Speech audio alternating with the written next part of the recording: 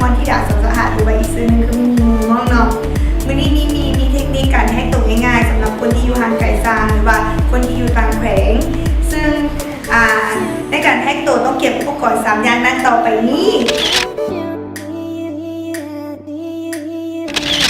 1สายวัด2ปากกาเขียน3เจี๊ยเขียน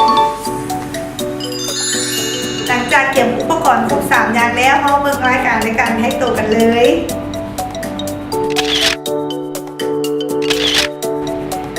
การแฮกตัวสูตรจะประกอบนี้8อย่างคือ1บ่า2ต้นแขน3ห้อมือ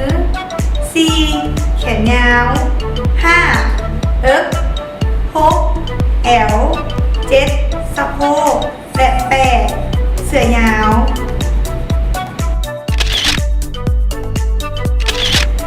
สำหรับแท่งทรง